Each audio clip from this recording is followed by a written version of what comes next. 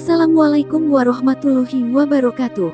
Allahumma sholli ala Sayyidina Muhammad wa ala ali Sayyidina Muhammad. Pemirsa yang dirahmati Allah, marilah kita simak ceramah dari Ustadz Dasat Latif dengan tema Nikmat Investasi Akhirat. Sebelumnya marilah kita perbanyak sholawat minimal 1000 kali sehari, agar hidup kita penuh barokah dan mendapatkan syafaat kelak. Jangan lupa berikan dukungan kepada channel kami dengan memberikan super thanks seikhlasnya. Marilah kita doakan semoga Ustadz Dasat Latif sekeluarga dan para penonton YouTube ini diberikan kesehatan dan diberikan kebahagiaan dunia dan akhirat. Amin ya robbal alamin. Assalamualaikum warahmatullahi wabarakatuh. Alhamdulillahi rabbil alamin. Wabihi nasta'inu ala umurid dunya waddin. Asyhadu an la ilaha illallah wa ashhadu anna Muhammadan abduhu wa rasuluh. Allahumma salli ala Sayyidina Muhammad wa ala alihi wa sahbihi ajma'in. Amma ba'd. Pemirsa Selebes TV yang insya Allah dimuliakan dan dirahmati oleh Allah Subhanahu wa Ta'ala. Di Madinah ada sebuah pohon yang sangat terkenal sehingga ada beberapa ayat yang turun menjadi latar belakang pohon tersebut. Pohon kurma ini dimiliki oleh orang Yahudi. Istimewanya pohon kurma ini, dia memiliki banyak sekali buah. Buah dari pohon kurma ini melimpah ruah. Di samping pohon kurma tersebut, hiduplah fakir miskin yang memiliki beberapa orang anak. Pemilik pohon kurma ini, Yahudi, sangat pelit. Dan suatu ketika, pohon kurma ini berbuah yang sangat banyak. Dia menyeberang ke pagar rumah orang miskin. Buah pohon kurma ini jatuh di pekarangan rumah orang miskin. Lalu, apa yang terjadi pemirsa? Buahnya dipungut oleh anak orang miskin. Dimasukkanlah ke dalam mulut, disantaplah anak orang miskin ini. Si pemilik pohon kurma luar biasa pelitnya. Dia naik ke atas pohon kurma, jatuhlah pohon kurma itu di tetangga orang miskin, lalu dimakan anaknya. Begitu dimakan anaknya, apa yang terjadi? Begitu pelitnya ini orang Yahudi, dia rebut itu yang ada di tangannya, anak orang miskin. Bukan cuma direbut di tangan anak orang miskin, yang masuk di mulutnya pun dia cungkil. Begitu sekeknya ini orang, nah kasih masuk tangannya, kasih keluar kok. Kalau bahasa kita di Makassar, pasuluki, tiakok, patampas aku, kasih keluar. Dia dikeluarkan. Sedih betul bapaknya ini, anak-anak. Lalu dia pergi melapor kepada Rasul. Ya Rasulullah, tetanggaku itu sekekna, orang Yahudi. Kenapa kak? Bayangkan itu anakku kasihan, jatuh itu pohon, buahnya ini pohon kurma, jatuh diambil anakku yang di dalam pagar di rumah saya. Pemirsa perlu tahu, ketika ada pohon dan pohon itu menyeberang ke rumah tetangga, maka tetangga halal dan berhak mengambil buah yang ada di seberang pagar tetangga tersebut. Halal sebenarnya. Lalu mengadulah orang ini kepada Rasul. Ya Rasulullah, betapa pelitnya ini orang.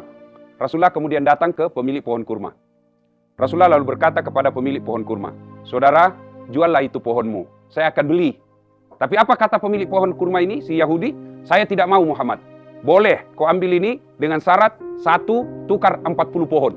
Coba pemirsa, begitu sekeknya ini orang, 1 pohonnya minta diganti 40 pohon.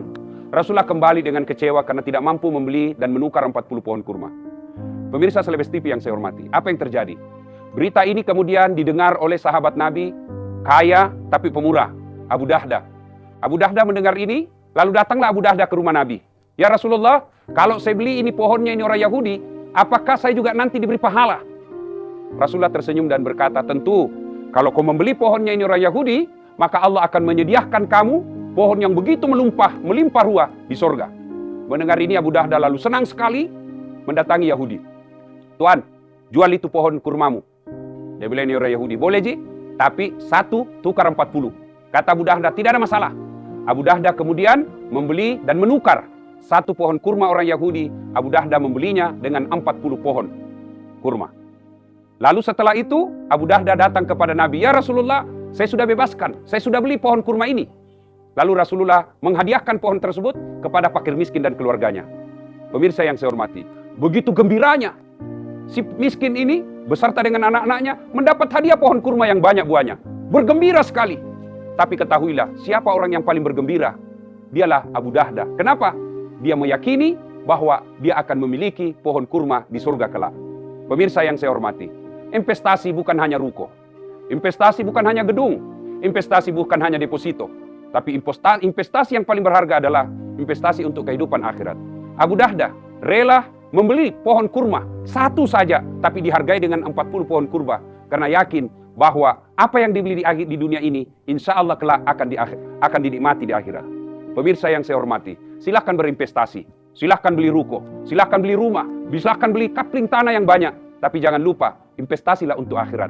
Alangkah nikmatnya, di dunia kita punya spring bed di tempat tidur, tapi akhirat juga kita dikubur nanti kita punya spring bed. Alangkah bahagianya, di dunia kita punya mobil-mobil bermewah, tapi di akhirat juga nanti kita punya mobil yang mewah-mewah. Alangkah celakanya, berapa banyak orang mobilnya di dunia, Mercy, BMW, tapi begitu dikubur, PT-PT yang miliki, yang panas lagi. Betapa celakanya manusia yang berinvestasi hanya di dunia, melupakan investasi akhirat. Ramadan, bulan untuk investasi akhirat. Ramadan Allah hadirkan untuk memperbanyak pahala-pahala kehidupan akhirat. Di mana kita yakini, satu kebaikan di bulan Ramadan sama nilainya 700 di luar Ramadan. Bapak Ibu, pemirsa yang saya hormati, bersedekah Rp1 di bulan Ramadan sama nilainya 700.000 di luar Ramadan. Maka hadirkan bulan Ramadan ini dengan cara memperbanyak investasi akhirat. Demikian, semoga ada manfaat. Saya, Das Latif untuk Celebes TV. Assalamualaikum warahmatullahi wabarakatuh.